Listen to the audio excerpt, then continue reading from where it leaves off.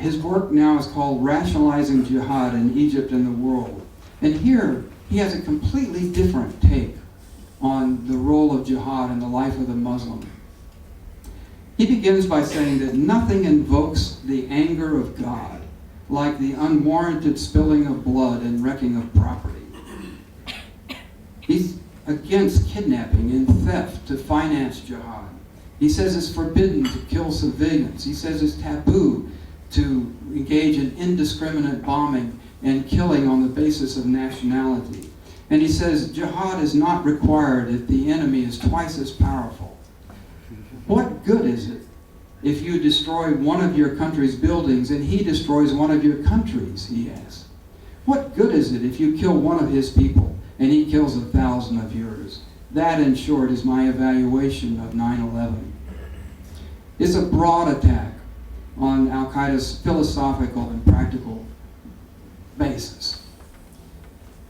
We know that, yes, okay, it came from an Egyptian prison. How, notorious for torture. And yet, Zawahiri took it seriously enough that he wrote an entire book in response. Those of you who may have seen Zawahiri's Q&A session on the internet, very defensive performance, I thought. Many of the questions were directly tied to Dr. Fadl's criticisms of Al-Qaeda. Now, there's a debate going on inside radical Islam. It's unclear who will win the debate, Zawahiri or Dr. Fadl. But the mere fact that there's a debate is itself very important. Because let's say you're a young man who is considering becoming a martyr. What you need is certainty. You need to know that you're going to paradise, that your sacrifice is going to count for something. The mere fact that there's a debate about this right now creates an element of uncertainty that's very threatening to the future of Al-Qaeda. Moreover, this attack takes place in the context of a larger reconsideration of the use of violence inside radical Islam.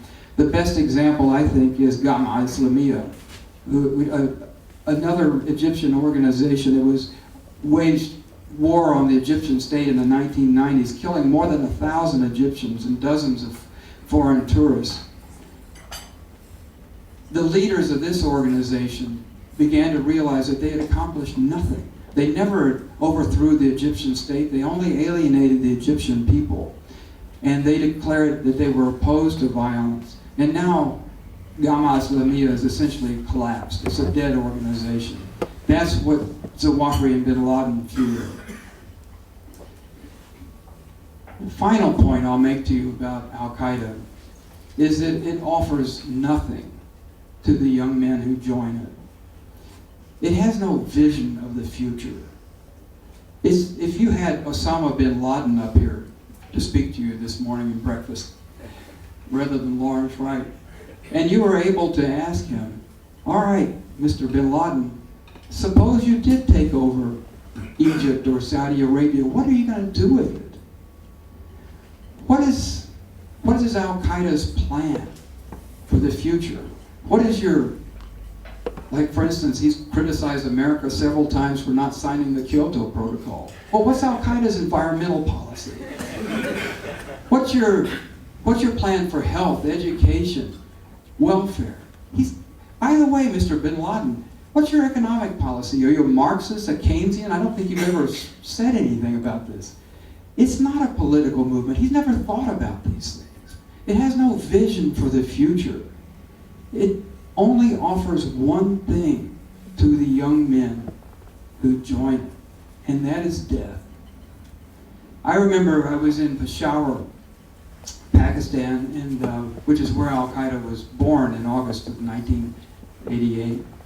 And I spoke to Rahimullah Yousafzai, a distinguished Pakistani reporter who covered the jihad against the Soviets. And he remembers hearing about these Arabs, but he'd never really run into them before on the battlefield until one day he stumbled upon an encampment. And they were camped outside in white tents on an open field. And he said to them, what are you thinking? The Soviet Air Force can easily see you. You'll be wiped out. And one of the Arabs said, but we came to die. That's the seed that became Al-Qaeda. If it's fueled by the despair that runs through the lives of so many of these young Muslims, whose lives seem to have no direction or purpose. Al-Qaeda offers them a meaningful death. All they have to do is die.